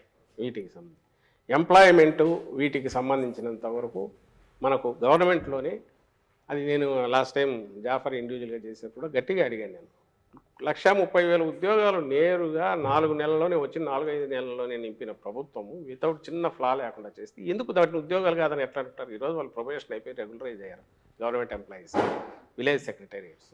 నేను 2,60,000 వాలంటీర్ల గురించి మాట్లాడట్లా. వాలంటీర్లు అనేవి స్వచ్ఛందంగా వాళ్ళు ఏదో వాలంటీర్గా చేసేటివి కాబట్టి అనుకుంటే దీనికి సంబంధించినంత 130,000. తర్వాత దాదాపు 58,000 ఇప్పటికీ లెక్క. ఏది మెడికల్ డిపార్ట్మెంట్ ఫస్ట్ టైం హిస్టరీలోనే మీరనే ఫ్యామిలీ డాక్టర్ కాన్సెప్ట్ ఎట్లా హిట్ అవుతుంది? ఉన్న సెటప్తో ఎట్లా కుదురుతుంది? 17,000 కోట్లు పెట్టి పిహెచ్సిలు సిహెచ్సిలు అన్నీ మోడర్నైజ్ చేయడం, ఏరియా హాస్పిటల్ అన్నీ కెపాసిటీస్ పెంచడం. నేను మెడికల్ కాలేజ్ కలపట్ల దీంట్లో. మెడికల్ కాలేజ్ 8,000 కోట్లు మళ్ళీ వేరే బడ్జెట్. ఈ 17,000 కోట్లు పెట్టి ఇవన్నీ తయారైనందువల్ల విలేజ్ క్లినిక్స్ కానీ మిగిలినవి కానీ ఇన్ఫ్రాస్ట్రక్చర్ పరంగా కానీ లేటెస్ట్ టెక్నాలజీ కానీ డాక్టర్ల రిక్రూట్మెంట్, సపోర్టింగ్ స్టాఫ్ రిక్రూట్మెంట్ మొత్తం 56,000 నాకు తెలిసి ఫిగర్. మెడికల్ డిపార్ట్మెంట్కు ఒక ఇది వచ్చింది. ఒక చిన్న పాయింట్ అంటే మీరు చెప్తున్నటువంటివన్నీ కూడా ఆల్రెడీ ప్రాసెస్లో ఉన్నాయి, నడుస్తున్నాయి, ఇవి అందరికీ తెలుసు. పబ్లిక్ ఏముంటుందంటే ఇప్పుడు లేదంటుంది కదా. సార్, అవి ప్రొజెక్ట్ అయినట్టు ఇవి ప్రొజెక్ట్ అవ్వట్లేదు సార్. మీరు ప్రొజెక్ట్ చేయట్లేదా? అసలు అవ్వట్లేదు. ఈ రోజుకు వాట్ ఎవర్ మీరు నింపినవి చూస్తే ఇవన్నీ కూడా ఖాళీలు శాంక్షన్ పోస్టులు అవి కాకుండా అడిషనల్గా నింపినవి 1,30,000 కాక 56,000, 1,000, 2,000 పోస్టులు ఇట్లాంటివన్నీ నింపి మొత్తం మీద దాదాపు 4 లక్షలు 3,90,000 ఎంతో ఉన్న పోస్టులు ఈరోజు 6 లక్షల చిల్లరకు పోయినాయి. ఇది ఇప్పుడు ప్రతిదీ ఆలోచించి చేయడం అనేది ఒకటి తప్ప జాగ్రత్తగా చూసి రిక్రూట్మెంట్ చేయాల్సిన పరిస్థితి ఒకటి. సెకండ్ది వచ్చి గ్రూప్ 1 కానీ గ్రూప్ 2 కానీ జరగాల్సినవి ఎప్పటికప్పుడు జరుగుతున్నాయి. మూడవది డిఎస్సి ఇప్పుడు నోటిఫికేషన్ ఇచ్చాం. డిఎస్సి గురించి మళ్ళీ స్పెసిఫిక్గా చెప్పాలి, ఎందుకంటే అది ఒక సబ్జెక్ట్ మేజర్, అందరూ అదే రేజ్ చేస్తుంటారు. 2014-19 మధ్య ఆ రోజు తెలుగుదేశం పార్టీ గవర్నమెంట్ నింపిండేది. అంతకుముందు 2012లోనూ 13లో ఇచ్చిన డిఎస్సి నోటిఫికేషన్ తాలూకు 8,920 ఎన్నో పోస్టులు అదొక్కటే చేసింది. తర్వాత 18లో వాళ్ళు నోటిఫికేషన్ అంటే ఎలక్షన్లు 5 నెలలు ఉన్నాయని కానీ నోటిఫికేషన్ ఇచ్చారు. ఆ పోస్టులు 7,000 చిల్లర ఎన్నో ఉంటే మేము 2020లో నింపాము వాటి. అది దాంతోపాటు 2008 డిఎస్సి, 1998 డిఎస్సి, ఈ రెండు అప్పటి నుంచి ప్రొలాంగ్డ్ లీగల్గా వాళ్ళు అన్ని రకాలుగా చేస్తున్న వాళ్ళ సఫరింగ్ తీర్చాం. అది ఒక 7,000 పోస్టులు, మొత్తం 14,000. ఇప్పుడు లేటెస్ట్ మళ్ళీ 6,100కు ఇచ్చాం. 6,100కి ఇప్పుడు ఇచ్చాం. అంటే 20,000 మేము చేసింది. ఇది ఫిగర్స్. మీరు వీటిని మళ్ళీ పక్కకు తోసి ఉద్యోగాలు ఎక్కడ 130,000 మేము ఉద్యోగాలు అనుకోము. అల్టిమేట్గా ఈ రోజు అందుకే మీరు అన్న వాటిలో రైడర్స్ పెట్టి మాట్లాడుతున్నారు. ఎన్నికలు సమీపిస్తున్న సమయంలో డిఎస్సి షెడ్యూల్లోగా పూర్తి చేస్తారా? వాళ్ళు అది చేయలేదు కదబ్బా. నేను అనేది ఇప్పుడు ఇద్దరం పోటీ పడుతున్నాం ఇక్కడ. చంద్రబాబు నాయుడు జగన్మోహన్ రెడ్డి గారు అనేది తేలాలి. చంద్రబాబు నాయుడు గారా జగన్మోహన్ రెడ్డి గారా రేపు సీఎం అనేది స్టేట్ అదే. ఓట్ బ్యాంక్ రాజకీయం కాదంటే వేరే ఎవరైనా ఉన్నారా? వీళ్ళిద్దరిలోనేనా? పవన్ కళ్యాణ్ వీళ్ళిద్దరిలో పవన్ కళ్యాణ్ సీఎం చెప్పలేదు కూటమిగా ఆయన సీఎం క్యాండిడేట్ ఎవరైనా అనౌన్స్ చేశారా? లేదండి. అంటే కూటమిలో ఆయనకి ఇచ్చేది. మీరు చేయాల్సింది ఏంటంటే పెద్ద గీత చిన్న గీత పోల్చినప్పుడు ఒకవేళ మేము మాట్లాడేవి చాలా పెద్ద మాటలు మాట్లాడుతున్నాం అనుకుంటే కంపేరబుల్స్ తీసుకుని కంపేర్ చేయండి. ఆ రోజు ఎన్ని డిఎస్సి ఇచ్చాడు, ఈ రోజు మా బడ్జెట్ 54,000 కోట్లు ఉన్న మేము వచ్చేటప్పుడున్నది శాలరీ బడ్జెట్, వేజ్, ఎంప్లాయీస్ వీటికి సంబంధించిన అన్ని రకాల వాళ్ళకి 90,000కు దాదాపు పోయింది. ఇప్పుడు ఇది ఇది వీఆర్ నాట్ బ్లేమింగ్ ఎనీబడి, ఆయన ఎవరిని అనట్లా, కానీ ఇట్స్ ద రియాలిటీ. కావచ్చు ఇంతవరకు పెళ్లింగ్ ఉన్నాయి, దానికోసం యుద్ధం కదా సార్. ఇన్ టైమ్ లో పే చేయాల్సిన ఈ ఉద్యోగికి వాళ్ళకి ఫుడ్ దొరికేదే దాంతో, అంటే వాళ్ళ పిల్లల చదువులకు వీటికి అయ్యి దెబ్బతీస్తున్నారు. ఖచ్చితంగా అవే బకాయిలు ఎక్కడికి పోయేవి కాదు, ఇవ్వకుండా ఎగ్గొట్టేవి కాదు, తప్పించుకోలేము కూడా. స్టాట్యూటరీ మీరు అడుగుతున్న గవర్నమెంట్ కమిట్మెంట్, అవసరానికి పనికి రాలేదు కదా సార్. ప్రతి ఒక్క ఉద్యోగికి జనవరిలో జూలైలో ఒక డిఏ ఇస్తారు. ఫైనాన్షియల్ గా ఉన్న పరిస్థితి కోవిడ్ వల్ల వచ్చిన దీనివల్ల మధ్యలో 2 years ఎప్పుడైతే లూజ్ అయ్యామో దీనివల్ల చాలా వరకు తలకిందులైనాయి. డిస్పైట్ ఆల్ దట్ చాలా జాగ్రత్తగా చేసుకుంటూ వచ్చినందువల్ల నేను ఇంతకుముందు మాట్లాడినవన్నీ చేయగలుగుతున్నాము, వీళ్ళకి ఒకటి తీర్చుకుంటూ వస్తున్నాం. ఇప్పుడు డిఏ బకాయిలు ఉన్నాయి, పిఆర్సీ బకాయిలు ఉన్నాయి సార్. ఇప్పుడు డిఏ బకాయిలు కావచ్చు, పిఆర్సీ బకాయిలు కావచ్చు, ఆ ఉద్యోగ ప్రావిడెంట్ ఫండ్ లో జమ చంద్రబాబు దగ్గర అప్పుడు ఎన్ని బకాయిలు ఉన్నాయి, ఆ రోజు ఏమి కోవిడ్ లేదు సార్. సార్ చంద్రబాబు నాయుడు మీరు పోల్చేద్దండి, అంత డిఫరెంట్ గా ప్రభుత్వం లెగసీ తీసుకొని వస్తున్నప్పుడు నేర్పిన విద్య నీరుదాక్ష అనేది ఇక్కడ 94,000 కోట్లు ఉన్న డెట్ ఆయన 2,60,000 కోట్లు చేశాడు. ఏమో ఎందుకు తెచ్చి మా మీద పడేసి పెండింగ్ ఆల్మోస్ట్ 60,000-70,000 కోట్లు పెండింగ్ బిల్లులు నమ్మకం లేదనే కదా సార్ ప్రజలు మీకు పట్టం కొట్టి 150 స్థానాలు మీకు ఇచ్చారు. రూపాయి నా చేతిలో ఉన్న రూపాయి కదా, రూపాయి 100 రూపాయలు నా చేతికి వస్తే ఆ రూపాయిని ఎట్లా పెడుతున్నాము, పిల్ఫరేజ్ లేకుండా రూపాయిని మొత్తంగా కరెక్ట్ గా స్పెండ్ చేయాల్సిన చోట చేస్తున్నామా లేదా, జాగ్రత్తగా చేస్తున్నామా లేదా. ఒక ఫ్యామిలీ హెడ్ ఎట్లయితే బడ్జెట్ను జాగ్రత్తగా ప్లాన్ చేసుకొని చేస్తాడు, స్టేట్ బడ్జెట్ జగన్మోహన్ రెడ్డి గారు అంత ప్లాన్డ్ గా నీట్ గా చేస్తున్నారు కాబట్టి ఎవరు భయాందోళన చెందట్లే. టీడీపీ వాళ్ళకి తీసుకొచ్చి నీ నోట్లో పెట్టుకుని నన్ను అడుగుతున్నట్టున్నావు. ఎవరు they are happy, they have ఉన్న వాళ్ళకి రావాల్సిన వాటి గురించి అడుగుతున్నారు. మొన్న కూడా కూర్చున్నాము, చెప్పింది అర్థం చేసుకుంటున్నారు. కొత్త ఉద్యోగాలకు సంబంధించి వీటికి సంబంధించి కూడా వాళ్ళు వచ్చి అడిగినప్పుడు చెప్తున్నాం, మీ సమస్యలు చూడండి, కొత్త ఉద్యోగాల గురించి మేము చూస్తున్నామన్నా వాటి గురించి కూడా ఎక్స్ప్లెయిన్ చేస్తున్నాం. ప్రాబ్లం ఎక్కడొస్తుంది అంటే మీరు అవునన్నా కాదన్నా అపోజిషన్ ఏది చెప్తున్నారో అదే అడుగుతున్నారు. నేను ఇంతకుముందు అన్న మెడికల్ స్ట్రక్చర్ 17,000 కోట్లు, స్కూళ్ళది నేను చెప్పలే, అది 16,000 కోట్లు ఎంతో దాని మీద పెట్టి స్కూల్స్ అన్ని రీవ్యాంప్ చేసి అందులో ఇదేం మేము ప్రామిస్ చేసింది కాదు. సారు ఆయన సీఎం గారు ఆ రోజు మా గౌరవ ముఖ్యమంత్రి గారు ప్రతిపక్ష నాయకుడు గాను వైఎస్ఆర్సీపీ అధ్యక్షుడు గాను మేనిఫెస్టో రిలీజ్ చేసినప్పుడు చెప్తే అమ్మఒడి మాత్రమే అది ఇచ్చి మేము కామ్గా ఉంటే ఇవన్నీ ఏం వచ్చేవి కాదు. డిస్పైట్ కోవిడ్ ఈ 17,000 కోట్లు ఒకటి చాలు మొత్తం తీసేయడానికి, అన్నీ తీసేసి హ్యాపీగా ఉంచవచ్చు. మా ప్రియారిటీస్లో జగన్మోహన్ రెడ్డి గారి ప్రియారిటీస్ వచ్చిన అవకాశం 5 ఏళ్ళు ఇచ్చిన అవకాశంలో మ్యాక్సిమం ఒక డ్రైవర్ అంటే పుష్ను ఇవ్వాలి, బేస్ వేయాలనుకున్నారు, అది వేశారు. దాన్ని మీరు అంటున్న ఉద్యోగులు కూడా అప్రిషియేట్ చేస్తున్నారు. అందుకే వాళ్ళు ఏమంటారు సార్ అది బ్రహ్మాండంగా చేస్తున్నారు, దాంతోపాటు ఇది కూడా ఇస్తే బాగుండేది అంటున్నారు తప్ప మీరంతా బాగా జలసాగా ఉన్నారు సార్, ఆ పవర్ ఎంజాయ్ చేస్తున్నారు, మమ్మల్ని ఎందుకు పట్టించుకోవట్లనే ఎవరన్నట్లా. వాళ్ళకు బాధ ఉంది, వాళ్ళ వేదన చెప్తున్నారు. కోపం ఎందుకు లేదు అంటే జగన్మోహన్ రెడ్డి గారు ఆయన ఖాళీగా కూర్చోలే, మీరు అన్నట్టు అందరినీ వదిలేసి విలాసాలకు ఎక్కడో తిరగట్లా, ఏదో ప్రైవేట్ లైఫ్లో ఎక్కడా లేరు. ఆయన పూర్తి పబ్లిక్ మీద ఫోకస్ పెట్టారు. అండ్ పూరెస్ట్ అమాంగ్ పూర్ను ఎట్లా వాళ్ళని పైకి తీసుకురావాలని ట్రై చేస్తున్నారు. వాళ్ళు పైకి వస్తున్నారు, కళ్ళ ముందు కనపడుతుంది. పర్చేజింగ్ కెపాసిటీ పెరిగి ఈరోజు ఎకానమీకి ఏ డ్రైవర్ పనిచేస్తుంది మనది అగ్రెసివ్ దీంట్లోకి 6% ఉండేది 11%కి ఈరోజు పోయిందంటే గ్రోత్ రేటు ఎక్కడి నుంచి వచ్చింది ఇదంతా? ఎక్కడి నుంచి వచ్చిందంటే నేను మొన్న అంతా చెప్తూ వచ్చాను, మీకు చెప్తాను. Each ward secretary, village secretary, ఒక సెక్రటేరియట్ అంటే 2,000 మంది పాపులేషన్, 2,000-2,500 చోట మినిమం అంటే 22 నుంచి 27 కోట్లు గత 4 ఏళ్లలో అక్కడికి వెళ్ళింది. ఏదో రకరకాల డీబీటీ కావచ్చు, లేదా అక్కడ వర్క్స్ జరిగిండొచ్చు. అంటే అంత లిమిటెడ్ దాంట్లో 30 కోట్లు అక్కడికి వెళ్ళే, ఆ 30 కోట్లు మళ్ళీ అక్కడే జనరేట్ అయ్యి ఖర్చు పెడుతుంటే దాంట్లోనే ఎకానమీ గ్రోత్ కూడా స్కోప్ ఇచ్చింది. ఇది అర్థం చేసుకోకపోతే మీరు వీటన్నిటికి నేను చెప్పలేము. ఐఏఎస్ల డబ్బులు కూడా కాజేసింది ఈ ప్రభుత్వం అనేది ఒక ప్రధానమైన వార్త సార్. నిజంగా ఆరోపణ. రామోజీరావు పక్కన కూడా ఇంకోటి ఏదో పెద్దది రాశాడు, రాక్షసుల మాదిరి జగన్మోహన్ అదే సార్ మద్యంతో కార్యాలయాలు పాడవుతాయి. ఆయన సితార హోటల్ అది నాన్ డిబేటబుల్ సార్, ఎందుకంటే మద్యం బాటల మీద ఉంటుంది, ఎంత ఖరీదైన బాటలు. ఈ చోజ్ లైన్ తెలుగుదేశం పార్టీ కరపత్రం లాగా తయారైన రామోజీరావు రాసే వాటన్నిటికి సంబంధించి ఈ రోజు కూడా ఫ్యాక్ట్ చెక్ అని మా వాళ్ళు ఇస్తున్నారు. ఇది ఒకటి పెట్టుకోవాల్సి వచ్చింది, రోజు ఫ్యాక్ట్ చెక్ అని ఇస్తున్నారు గవర్నమెంట్. ఇక్కడ ప్రశ్న సార్, చాలా గొప్పగా పాలిస్తున్నాము గవర్నమెంట్ అంటున్నారు, కానీ ఎలా కమ్యూనికేట్ అయింది నాకు తెలియదు. ఎందుకంటే వెరీ ఫ్యూ మెంబర్స్ మాట్లాడుతున్నారు sir on behalf of government. మీరు మాట్లాడుతున్న 5గురు కూడా వాళ్ళు పొలిటికల్ గా ఒక విమర్శకు ఇంకో ఆరోపణకు ప్రత్యారోపణలా మాట్లాడడం, కానీ ఇంత గొప్పగా మనం స్ట్రగుల్ పెడుతున్నాము, స్ట్రగుల్ చేస్తున్నాము, ఇంత గొప్పగా పాలిస్తున్నాము అన్న సంగతి, ఆ స్ట్రగుల్ అనేది ఇంకా జనాలు తెలియలేదు సార్. ఇది ఫస్ట్ టైం చాలా మంచి అప్రిషియేట్ చేయాల్సింది ఏంటంటే ఇలా ఓపెన్ గా ఏమైనా అడగొచ్చు అని చెప్పి Yeah. ఈ ప్రయత్నం అది కూడా ఒక social one media year- ఒక 1 year బ్యాక్ వచ్చి ఉంటే ఇంకా బాగుంటుంది యాక్చువల్గా. ఎందుకంటే ప్రభుత్వం ఇంత స్ట్రగుల్ పడుతుంది. ఇందాక మీరు ఒక మాట అన్నారు సార్, ఏంటంటే మనకు ఉండే లిమిటెడ్ సోర్స్లో దానికి నీడీ పీపుల్స్కి మనం ఖర్చు పెట్టుకుంటూ పోతున్నాం మనం అంతా, ఇంకా మిగతా చోట సెకండ్ ఫేజ్లో వాళ్ళు ఖర్చు పెడతాం అని చెప్పారు. సార్ గొప్ప మాట యాక్చువల్గా. కానీ అది మీరు చెప్పకపోవడం వల్ల ఇప్పటి వరకు ఏమనుకుందంటే ఇది కేవలము బటన్ నొక్కడానికి పరిమితం చేస్తాం, వచ్చిన బడ్జెట్ అంతా ఇది సర్ప్లస్ బడ్జెట్ ఉంది ఇక్కడ అని కూడా ఒక రకంగా అంటుంది. ప్లీజ్ ఇది చాలా ఇంపార్టెంట్ ప్రశ్న ఇది. ఫస్ట్ వచ్చి మిగిలిన నాయకుల గురించి కూడా వాళ్ళు ఎందుకు ఇది చెప్పలేదన్నారు, అది తప్పు. ఎందుకు చేయట్లేదు నేను ఇంతకుముందు అన్న ఆన్సర్ అది బ్రీఫ్గా చెప్తాను. చంద్రబాబు నాయుడు గారు ఆయన స్ట్రాటజిక్ కానీ మేము చేస్తున్న డెవలప్మెంట్ మీద మేము చెప్పాలనుకున్న విషయాలు చెప్పకుండా ఒక డస్ట్ దుమ్మెత్తిపోసి వాటికి మేము ఆన్సర్ ఇచ్చుకోవాల్సిన పరిస్థితి క్రియేట్ చేస్తున్నారు. మీ క్వశ్చన్లో కూడా ఆ క్వశ్చన్లే ఆయన రైజ్ చేసే ఆరోపణలే ఎక్కువ వస్తుంటాయి. ఎందుకు వస్తాయంటే వాళ్ళ శక్తి ఆ మీడియా పుష్ కానివ్వండి, వాళ్ళు ప్రచారం చేయగలిగిన లక్షణం వాళ్ళకు ప్రొజెక్షన్ మనం ఆల్రెడీ ఇప్పుడు ఎడ్యుకేషన్ లో ఏం జరిగింది, హెల్త్ లో ఏం జరిగింది అది కూడా మేము అడిగాం కదా sir. Projection what is projected ఇంట్లో బలవంతంగా మధ్యలో ఎక్కడో నేను చెప్పాల్సి వస్తుంది. ఇంత టైం ఇచ్చారు కాబట్టి ఇదే 5 minutes లో అయితే ఏం కుదరదు, దానికే సరిపోతుంది, నేను చెప్పడానికే సరిపోతుంది.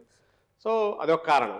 సెకండ్ వచ్చి పోలవరం ఎప్పటికప్పుడు చెప్తున్నారు, మినిస్టర్ గారు చెప్తున్నారు, అంతకుముందు అనిల్ ఉన్నప్పుడు ఇప్పుడు రాంబాబు ఉన్నప్పుడు ఎక్స్ప్లెయిన్ చేస్తున్నారు, అఫీషియల్స్ చెప్తున్నారు. కానీ మీకు తెలుసు చంద్రబాబు నాయుడు గారు 14లో వస్తే దాదాపు 17 వరకు ఆ ప్యాకేజీ కింద పోలవరం మీరు చేసుకోవచ్చు అన్నంత వరకు ఆయన దాన్ని మొట్ల ఒకటి.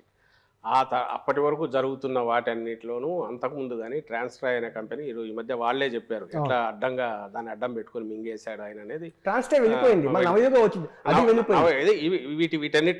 వీటన్నిటిలో ఫండ్స్ అన్ని డైవర్ట్ చేసుకుని ఎట్లా తీసుకుపోయాడు అనేది వాళ్ళే చెప్పారు. మేము ముందు నుంచి చెప్తున్నాం, అది పక్కకు వెళ్దాం. ఆయన చేసిన అమిత్ షా అన్నారు ఏటీఎం లాగా వాడుకున్నారు పోలవరాన్ని కూడా అని చెప్పి బీజేపీ వాళ్ళు అన్నారు. బీజేపీ 151 స్థానాలు ఇచ్చారు, చాలా బాధ్యత పెరిగింది మాకు అనేసి ఇప్పటివరకు అంటున్నారు సార్. అంటే అప్పుడు 150 స్థానాలు ఇవ్వడానికి కారణము చంద్రబాబు నాయుడు గారిని 5 ఏళ్ళు చూశారు కాబట్టి ఆయన మీద ఒక అసంపూర్తి కావచ్చు, వ్యతిరేకత కావచ్చు పూర్తి స్థాయిలో వచ్చింది. అప్పటి వరకు జగన్మోహన్ రెడ్డి గారు ప్రజల మధ్యలో ఉన్నారు. అంతకుముందు ఓదార్పు కావచ్చు, తర్వాత పాదయాత్రతో ప్రజల మనసులు దోచుకొని ప్రజల మధ్యలోనే ఉన్నారు కాబట్టి ఆ ప్రేమతో 151 స్థానాలు ఇచ్చారు ప్రజలు మీకు. ఆ 151 స్థానాలు ఇప్పుడు నిలబెట్టుకోవడానికి 170 పక్కన పెడదాం, ఉన్న 151 స్థానాలు నిలబెట్టుకోవడానికి ప్రధానంగా మీకు అనుకూలించే అంశాలు అన్ని రంగాల నుంచి ఏమున్నాయంటారు సార్? ఆ రోజు ప్రజల మధ్య ఉన్నారు, ఇప్పుడు ప్రజల హృదయాల్లో ఉన్నారు నేరుగా. ఎలా ఉన్నారు మొత్తంగా మీరనే వాటి వల్లే మొత్తం హోలిస్టిక్ అప్రోచ్ వల్ల ప్రతి పేద కుటుంబాన్ని వాళ్ళ జీవితాన్ని టచ్ చేశారు. దేని రకంగా అంటే మౌలికంగా వాళ్ళకు కావాల్సిన అవసరాలన్నీ కూడా ఏదైతే అత్యంత కాస్ట్లీనో విద్య, వైద్యం, తర్వాత మనకు అగ్రికల్చర్ అనేది కోర్ 60-70% దాకా దాని మీద డిపెండ్ అయ్యి ఈ మూడింటిని ప్రియారిటీ మీద అడ్రస్ చేశారు. ఇంతకుముందు మీ క్వశ్చన్లోనే వచ్చినట్టు హెల్త్ అనేది ఈరోజు ఒకప్పుడు ఫ్యామిలీ డాక్టర్ అంటే ఉన్న వాళ్ళకి ఇంటికి వచ్చి చూడడం అనేది ఒక లగ్జరీ.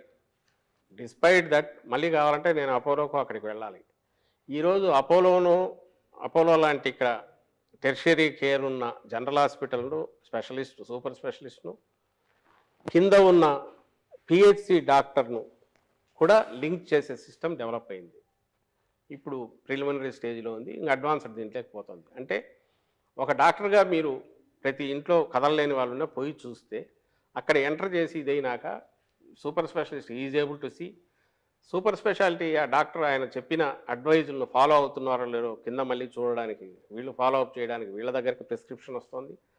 ఆ కనెక్టివిటీ అనేది 100% చేసే ప్రయత్నం జరుగుతుంది. దీంతోపాటు ఆరోగ్య సురక్షని ఇయర్లీ 2 క్యాంపులు కండక్ట్ చేసి వీళ్ళను తీసుకొచ్చి కాంప్రహెన్సివ్ హెల్త్ కేర్ అనేది. దాంతోపాటు ఆరోగ్యశ్రీ దాదాపు 2400, 2500, 3000 వరకు ప్రొసీజర్స్, డిఫరెంట్ ప్రొసీజర్స్, వాటిని అంతకుముందు 1000 ఉండేటి వాటిని పెంచడం ద్వారా, అలాగే అమౌంట్ దానికి సంబంధించినంత వరకు విపరీతంగా పెరిగింది. ఇప్పుడు కాస్ట్ కూడా పెరిగిపోయింది. స్పెషలిస్ట్ల వీళ్ళకు పే చేసే అవి పెరిగాయి. వీటిని ధీటుగా తట్టుకోవడానికి కాస్ట్ టోటల్ బర్డన్ గవర్నమెంట్ మీద తగ్గించడానికి నెక్స్ట్ మీరు 10 years అయ్యేసరికి కొత్త మెడికల్ కాలేజెస్ వచ్చి స్పెషలిస్టులు ఇక్కడే తయారై గవర్నమెంట్ ఆటోమేటికల్ మెడికల్ కాలేజ్ అంటే ఇట్స్ వన్ జనరల్ హాస్పిటల్ అంటే ప్రతి జిల్లాకు ఒక ఇది వచ్చేసింది మనకు. ఇప్పుడు పార్లమెంట్ జిల్లా అయినందువల్ల ఓ పార్లమెంటు పరిధిలో ఒక జనరల్ హాస్పిటల్ వస్తుంది. General hospital is nothing but it's equal to అపోలోనో ఇంకో దానిలో సూపర్ స్పెషాలిటీస్ ఉంది. అంటే పిహెచ్సి నుంచి విలేజ్ క్లినిక్ దగ్గర నుంచి ఇక్కడి వరకు కనెక్షన్ ఇచ్చింది first. It's not just free medicine, it's not just free medicine, comprehensive state of the art ఈరోజు ఎక్కడ అందుబాటులో ఉన్నా అవి తెచ్చే ప్రయత్నం చేసి సక్సెస్ఫుల్గా ఇంప్లిమెంట్ అవుతుంది. రెండవది విద్య. నేను డీటెయిల్ దానికి పోనక్కర్లే, మీరే చూస్తున్నారు, మీ మాటల్లోనే మీరే అన్నారు ఎట్లా ఇది ఉందని. దీంతోపాటు ఇది చదివిన తర్వాత పైకి వెళ్ళాలంటే ఎట్లా, బయట స్టేట్కి వెళ్ళాలంటే ఎట్లా, దానికి అవసరమైన దానికోసం సిబిఎస్ఈ అని ఈరోజు ఐబీతో ఒప్పందమని, ఇవన్నీ ఏవి చేయాల్సిన అవసరం లేదు. జగన్మోహన్ రెడ్డి గారు can get more free time, more he can concentrate, పబ్లిక్లో తిరుగుతూ ఉండొచ్చు, ఇంకోటి చేయొచ్చు. బట్ ఎండ్ వచ్చి ఇది చేసిన తర్వాత ఓ 10 ఏళ్ల తర్వాత ఈ పిల్లాడు చదువుకొని గ్రాడ్యుయేట్ అయిన తర్వాత ఎక్కడికి పోగలడు, ఏం చేయగలడు, మనమే ఫేస్ చేస్తున్నాం. ఈరోజు నేషనల్ దీనికి పోతే మనం కంప్లీట్ చేయాలంటే మదర్ టంగ్ దీనిలో మనం తెలుగులోనే మాట్లాడాలి, ఇబ్బంది పడుతున్నాం. ముందు ఆ షైనెస్ నుంచి బయటపడాలా, గ్లోబల్ సిటిజన్గా గ్రో కావాలా అనేదానికి ఫౌండేషన్ వేసాడు. ఇవన్నీ నిజానికి అనవసరం. చాలామంది చెప్తుంటారు ఎందుకు ఇంత మీరు తపన పడుతున్నారు, మీరు ఇచ్చిన ప్రామిసుల్లో కొన్ని ఇప్పుడు చేస్తే సరిపోయేది కదా. కాదు, ఆ ఫౌండేషన్ వేస్తేనే ఏం చేస్తున్నాం అనేది తెలుస్తుంది. ఎందుకంటే మనకి ఇచ్చింది 5 yearsే ఇది తీర్పు ఇచ్చింది, అంతవరకే మనం ఇది చేయాలని చెప్పి చేశారు. వీటన్నిటి ఫాలో అప్ అనేది సంక్షేమ పథకాల ద్వారా సార్ ఇక్కడ షార్ప్ కడతాం సార్. ఇప్పుడు ఏదైతే జగన్మోహన్ రెడ్డి గారి మానస పుత్రికలు ఉన్నాయో, ఆర్బీకేలు కావచ్చు, సచివాలయ భవనాలు కావచ్చు, విలేజ్ క్లినిక్లు కావచ్చు, ఇవన్నీ నిర్మించింది. ఈ భవనాలన్నీ నిర్మించడం వల్ల అక్కడ ప్రాపర్టీస్ కూడా రేట్లు పెరిగాయి సార్. మంచి ఒక ప్రాపర్టీని మీరు క్రియేట్ చేసినట్టు అయింది సార్.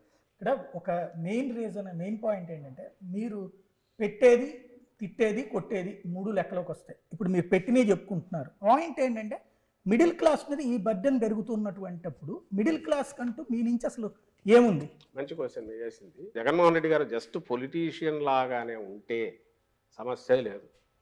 ఎత్తులు పై ఎత్తులు వేసుకుంటా ఎలక్షన్ టైంకి అప్పటికప్పుడు ఆలోచించి ఎవరితో ఎట్లా కలిసి రావాలనుకుంటే అది అది అది అది అంత కష్టం కాదు. ఆయన రిఫార్మర్ లాగా వ్యవహరించడం వల్ల ఈరోజు మీరనేవి వస్తున్నాయి కొన్ని. అంటే ఎక్కడ బియాండ్ లిమిట్ పోకూడదు, ఉన్న దాంట్లోనే జాగ్రత్తగా ఆచరణ చేస్తూ లాంగ్ టర్మ్ వేయాలి, షార్ట్ టర్మ్ ఇమీడియట్ రిజల్ట్ చూపించాలి అని ఇది టూ అంబిషియస్ ఈయన పెట్టుకున్నది. స్ప్రెడ్ చాలా పెద్దది. But at the same time మీకు పునాదులు ఎట్లా వేస్తున్నారో చెప్తున్నాను. ఈ డిసెంబర్ నుంచి మీకు సెకీ నుంచి ₹2.49 పవర్ వస్తుంది, ఏది ఫార్మ్ సెక్టర్కి సంబంధించి. దీని ఇంపాక్ట్ కనీసం ₹3-4 సేవ్ అవుతుంది పర్ యూనిట్ కాస్ట్. ఇన్నాళ్ళు ఫార్మర్స్కి ఇస్తున్నాం, ఫ్రీ పవర్ ఇస్తున్నాం సార్. రాజశేఖర రెడ్డి గారి కంటే అప్పుడే మొదలు పెట్టారు. తర్వాత వచ్చిన వాళ్ళు ఎవరు ఇంత బరువు ఎంతకాలం ఏ స్టేట్ అయినా భరించగలదని ఎవరు ఆలోచించలే. ఈయన దీనికి విరుగుడు ఏదన్నా ఉందని చెప్పి సోలార్ దీనికి వెళ్ళి సోలార్ దాని నుంచి టైఅప్ చేసి ఫార్మర్స్కి చేసి పెడుతున్నారు. దానివల్ల ఏమవుతుంది, ఫార్మర్కి ఇచ్చే వాటెవర్ పవర్ కాస్ట్ ఎప్పుడైతే తగ్గుతుందో దానికి క్రాస్ సబ్సిడీ ఇవ్వాల్సింది తగ్గుతుంది. దీని ఎఫెక్టు వచ్చే సంవత్సరానికి మీకు తేడా కనపడుతుంది. అంటే పాయింట్ ఏంటంటే, మీరు ఇది చూసినా హాస్పిటల్స్ చూసినా ఏదైతే స్టేట్ మీద సంక్షేమ పథకాల వల్ల పూరర్ సెక్షన్స్ అన్నీ మింగేస్తున్నారు డబ్బులన్నీ అని ఉన్న అపవాదు కానీ అపోహ కానీ ఎనీ గవర్నమెంట్ మీద ఉన్నదాన్ని తీసేసి వాళ్ళకు కావాల్సిన మనం ఈ సబ్సిడీ ఇస్తున్నారు అది తగ్గించే ప్రయత్నం లాంగ్ టర్మ్ వ్యూతో ఈయన చేస్తూ వస్తున్నారు. చేయకపోతే ఈ అవసరం రాదు. ఎడ్యుకేషన్, ఐటీ ఇప్పుడు అన్ని ఒకేసారి మాట్లాడకపోవడం వల్ల కొన్ని ప్రశ్నలు వచ్చి మధ్యలో ఇంటరప్షన్ చేయడానికి అవకాశం దొరకలేదు. ఇప్పుడు హెల్త్ గురించి కొన్ని రకాల ప్రశ్నలు సార్ అద్భుతంగా చేశారు సార్. చిన్న కాంప్లిమెంట్ కూడా ఇస్తున్నాను సార్, థ్యాంక్స్ అని చెప్పండి సార్, చాలా బాగుంది సార్.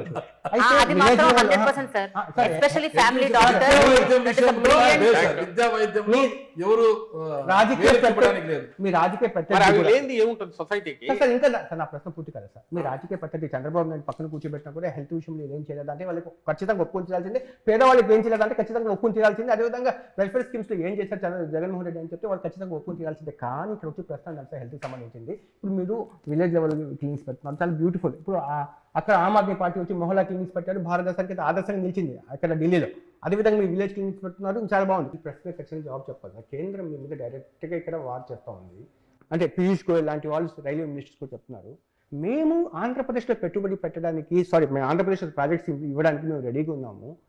కేవలం ల్యాండ్ అలొకేషన్స్ జరగకపోవడం వల్ల చాలా ప్రాజెక్ట్స్ టేక్ ఆఫ్ చేయకుండా ఆగిపోయిందని చెప్పి సార్ ఇన్ రైటింగ్ లెటర్ లో నువ్వు ఫైల్ అదే డైరెక్ట్ గా అన్నారు సార్. అదే ఉంది. రైల్వే జోన్ సార్, నా ప్రశ్న ఏంటంటే సార్ విశాఖపట్నం రైల్వే జోన్ అనేది దీనివల్ల ఏమి ఒదుగుతుందో నాకు తెలియదు, కానీ ఆంధ్రప్రదేశ్లో 2014లో ఇదే సార్ సెంటిమెంట్ మారింది. ఒకటి రైల్వే జోన్, ఒకటి రెండోది స్పెషల్ స్టాటస్ ఒకటి.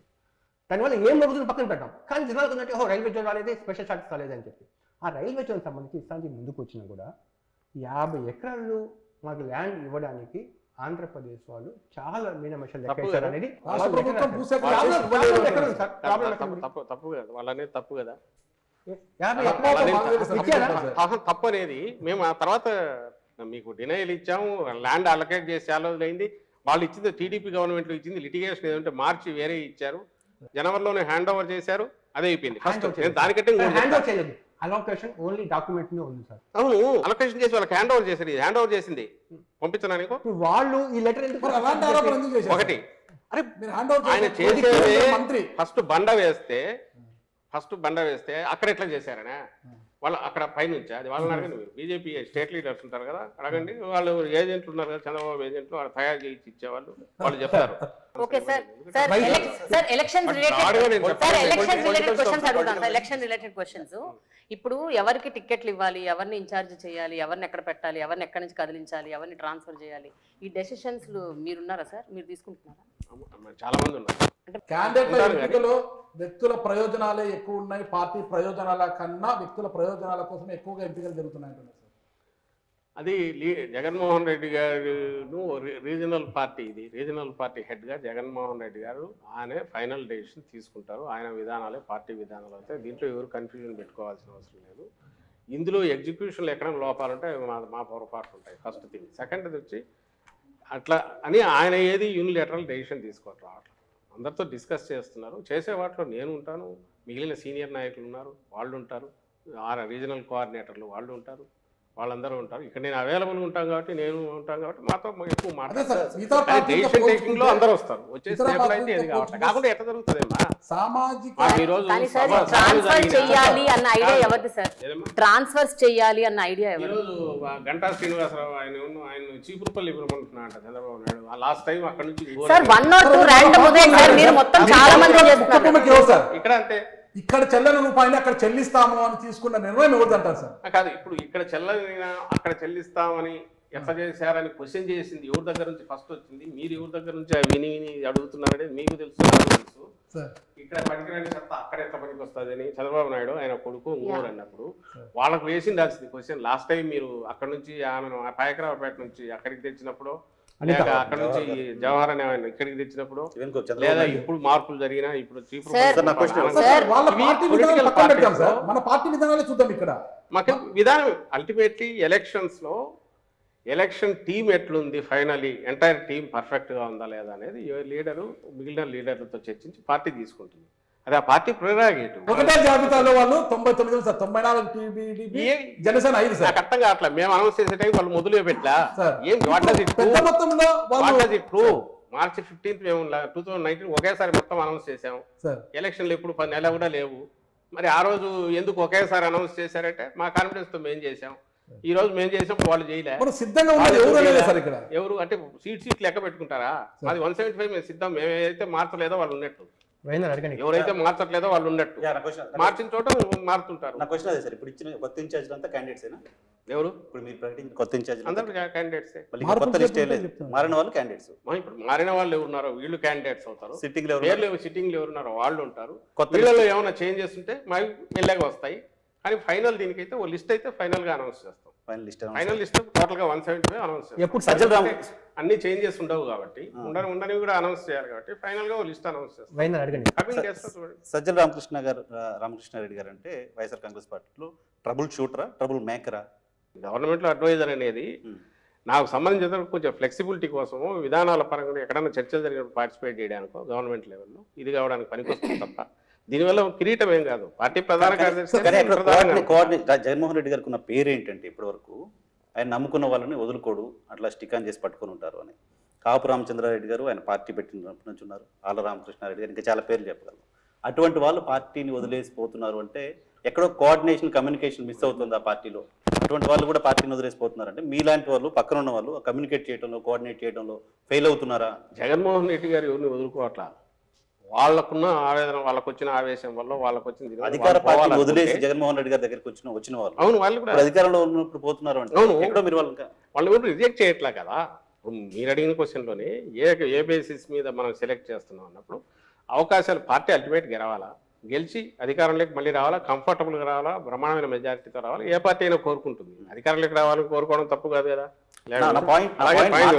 మార్చడం కాదు, బట్ నేనేమంటున్నా లాయల్ గా ఉన్న వాళ్ళని కన్విన్స్ చేసి టికాన్ చేసి పెట్టుకోలేకపోతున్నారు. పార్టీలో ఉండొచ్చు కదా, పార్టీలో ఉండొచ్చు, కన్విన్స్ చేస్తున్నాం, దానికి కొనసాగింపు సార్. అది వ్యక్తిగతం. ఇప్పుడు అదే అది చాలా మంది కన్విన్స్ చేశారు. మీరు ఓవరాల్ పర్సెంటేజ్ చూస్తే మా రిటెన్షన్ దీన్ని చూస్తే 80%, 90% ఉంది.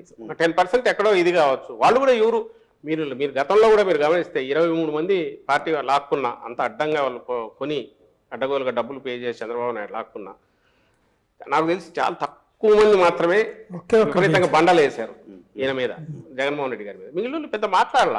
ఇప్పుడు అంతే, ఇప్పుడు ఎవరు నెగిటివ్ పెద్ద మాట్లాడట. బయటకు పోయిన వాళ్ళు కూడా ఉన్న వాళ్ళను ఉంచుకోగలిగాం మెజారిటీ 80%. దేనివల్ల అంటే నాయకుడి మీద నమ్మకం. ఇక్కడ వచ్చిన డౌట్ అండి, దీంట్లో అభ్యర్థుల పరంగా అంటే సాధారణంగా ఎవరైనా సరే ప్రతిపక్షంలో ఉన్నప్పుడు ప్రయోగాలు చేస్తారు. మీరు అధికారంలోకి వచ్చిన తర్వాత ఇప్పుడు ప్రయోగాలు చేస్తున్నారు. బీసీలకి ఓసీ సీట్లు ఇవ్వటము. ఇప్పుడు ఏదైతే జగన్మోహన్ రెడ్డి గారు చేస్తున్నారో, మీరు అధికారంలోకి వచ్చిన డే 1 నుంచి లేదా అంతకుముందు నుంచి అనౌన్స్ చేసిన దగ్గర నుంచి కంటిన్యూటీ ఉంది. ఏది ఐసోలేటెడ్గా రాలా. బీసీ డిక్లరేషన్ అని చేసినా, ఆ రోజు సీట్లు పెంచాలని చూసినా, ఆ తర్వాత అధికారంలోకి వచ్చిన రోజు నుంచి స్టెప్స్ వేసుకుంటూ పోయింది చూసినా, చట్టం చేసి నామినేటెడ్ పోస్టులో వీళ్ళకు 50% ఇవ్వాలని మహిళలను మర్చిపోయారు, మహిళలను పెట్టాలన్నా. ఇవన్నీ ఆయన ఏమనుకున్నారంటే నెక్స్ట్ 10 yearsకు this should become the rule of the land. అక్కడ అయిపోవాలి. ఏ పార్టీ అయినా they should be forced to implement all these అనే దాంతోనే పోతున్నారు. రెండో పాయింట్, వీటన్నిటి కల్మినేషన్ లేదా దాన్ని ఏమంటాం కొసరలాగా వచ్చేది ఏదైనా ఉంటే విజయం. ఎలక్షన్ల విజయం టార్గెట్గా అయితే ఆయన పనిచేయట్లా, డే 1 నుంచి పనిచేయట్లా. నేను చేసిన పనులు ఖచ్చితంగా జనం బ్లెస్సింగ్స్ ఇచ్చేట్టు చేస్తాయనే విశ్వాసం. ఎన్నికల ఓరియంటేషన్ అయితే ఇట్లా ఇవన్నీ ఎందుకు చేస్తాడు? ఆ రోజు నుంచి అవి చేసుకుంటూ పోయి ఇప్పుడు అందుకే మీకు తను సభల్లో మాట్లాడినా ఎక్కడ అడిగినా నేను చేసిన మంచి మీకు మంచి జరిగి నేను చేసిన పనుల వల్ల మీకు మంచి జరిగి ఉంటుందని మీరు అనుకుంటేనే మీరు నాకు ఓటు వేయండి అంటున్నాడు. ఇది దీని అవుట్కమ్మే తప్ప ఇది ఓరియంటేషన్ టార్గెట్గా ఆయన పనులు చేస్తున్నాడు. అలా ఇవి ఓరియంటేషన్గా టార్గెట్గా పనులు చేస్తూ వస్తే అవి డిఫరెంట్గా ఉండేవి, మోర్ పొలిటికల్గా ఉండేవి. దా రకంగానే మీరు చూడాలి ఎక్స్పెరిమెంట్.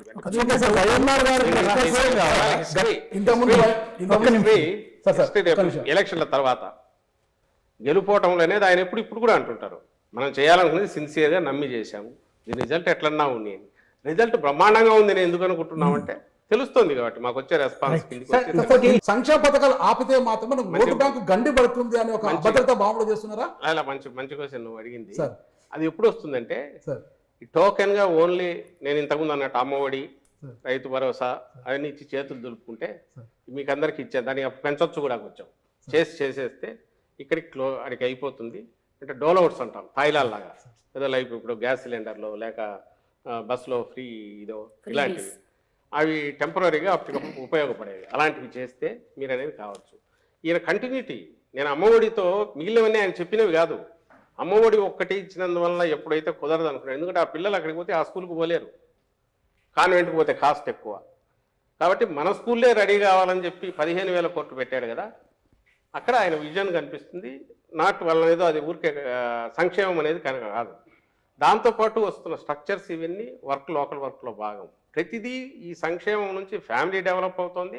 ఫ్యామిలీ ఓరియంటెడ్గా ఏదైతే మనం చేస్తున్నాం సంక్షేమం, దాంతోపాటు సొసైటీ డెవలప్ అవుతుంది. పవన్ కళ్యాణ్ గారు బలవంతుడా బలహీనుడా? పవన్ కళ్యాణ్ బలవంతుడిగా చూస్తున్నారా బలహీనుడు? బలవంతుడు జనం చూడాలి, మాకేం బలవంతుడు కానప్పుడు అంత టార్గెట్ ఎందుకు చేస్తున్నారు? చేస్తున్నాం చంద్రబాబుకు సంబంధించినంత వరకు ఆయన what ever he has the capacity ఉన్నది. తన అభిమానులు కావచ్చు, లేదా తన మీద ఆశ పెట్టిన ఆయన సామాజిక వర్గాల కావచ్చు, తనకేదో మా దగ్గర నుంచి ఒక టాప్ పొజిషన్ పోతున్న వాళ్ళు కావచ్చు, ఆ క్లౌట్ ఏదైతే ఉందో విచ్ అర్లియర్ లాస్ట్ టైం నిలబడినప్పుడు కొన్ని కాన్స్టిట్యున్సీస్లో అక్కడక్కడ స్కాటర్ అయ్యి కనిపించిందో గోదావరి జిల్లాలో అక్కడ వాళ్ళకు సంబంధించి ఇవన్నీ గుత్తమొత్తంగా తీసుకెళ్లి చంద్రబాబు నాయుడుకు అప్పచెప్పాలని చూస్తాడు. చంద్రబాబు నాయుడు దానివల్ల బెనిఫిట్ అవుతున్నారు కాబట్టి పాయింటెడ్గా చెప్తున్నాము. రెండవది ఏ క్వశ్చన్లో చెప్పాము, పవన్ కళ్యాణ్ గారు ఆబ్జెక్టివ్ గానో ఇంకో రకంగానో విమర్శలు చేయట్లా. చంద్రబాబు నాయుడు ఏది ఇస్తే దాన్ని స్క్రిప్ట్ చదువుతున్నాడు ఒకటి.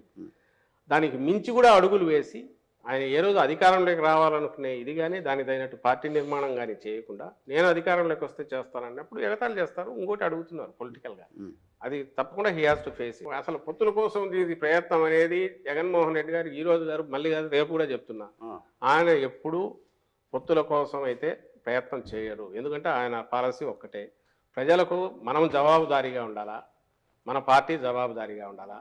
నలుగురితో పెట్టుకుంటే ఎవరి తరపున మనం వకాలు తప్పించుకుంటాము, జనానికి ఎట్లా చెప్తాము. అందువల్ల వాళ్ళు కూడా అట్లే చేయాలి. ఆయన కోరిక పవన్ కళ్యాణ్ గారు కూడా 175 సీట్లలో తన మనుషులను పెట్టి ఇన్ఛార్జీలు పెట్టి ఒక పార్టీగా ఎదిగి కంపీట్ చేసి పోటీ పడి రాగలిగితే మంచిదే. That would be healthy democracy అని. అట్లా కాకుండా అతుకులు వేసుకొని రావడం కరెక్ట్ కాదు. సార్ మీరు ఆనాటికి ఈనాటికి ఒకసారి పోల్చి చూస్తే how has the scenario change sir with respect to journalism and politics? ఈ మధ్య కాలంలో attacks on journalist, attacks on ఒక particular media house affiliated to one political party, ఇవన్నీ జరుగుతున్నాయి. So how do you look at the current scenario? మన తెలుగు దీనికి సంబంధించినంత వరకు రామోజీరావు గారు మొదలుపెట్టిన తర్వాతనే ట్రెండ్ అంతా మారిపోయింది. ఆయన వచ్చినాక చేస్తూ వచ్చారు. ఆయన వన్స్ ఈ స్టార్టెడ్ ఎంజాయింగ్ దాని మీడియా పవర్, ఎప్పుడైతే తెలుగుదేశం పార్టీ ఫ్లోట్ అయ్యాక టికెట్లు అక్కడ డిసైడ్ అయ్యాయో, స్పీచ్లు అక్కడ తయారవుతూ వచ్చాయో, పార్టీ అక్కడ నుంచి ఇది చేస్తూ వచ్చిందో, అప్పుడు పవర్ అనేది తెలిసింది, మీడియా పవర్ అన్నమాట. ఆ తర్వాత ప్రతి ఒక్కరూ పెట్టడము అలాంటిది ఏదో దానికి ధీటుగా ఉన్నామనుకోవడం జరుగుతూ వచ్చింది. తర్వాత మీరు ఇంకా టెలివిజన్ రావడము, 24/7 ఛానల్స్ రావడం, ఇంత జరిగిన తర్వాత ఈరోజు మీడియా అనేది అక్కడ నుంచి దిగి ఇన్స్టిట్యూషన్ల దగ్గర నుంచి దిగి ఇండివిజువల్కి వచ్చింది. ఇప్పుడు individual he feels his opinion. ఒకప్పుడు ఎడిటోరియల్ కోసం చూసేవాళ్ళు, 2 రోజులు లేట్ అయినా ఏం రాస్తారో, ఎందుకంటే ఇన్ఫార్మ్డ్ ఒపీనియన్ అక్కడ నుంచి వచ్చేది. ఇప్పుడు యూ హ్యావ్ గూగుల్, వైడ్ ప్రపంచం అంతా మీ దగ్గరే ఉంది. కొడితే ఓ పేపర్లో వాళ్ళకి ఏమొస్తుందో మీకు అదే వస్తున్నప్పుడు you are able to express. అనంతపురంలో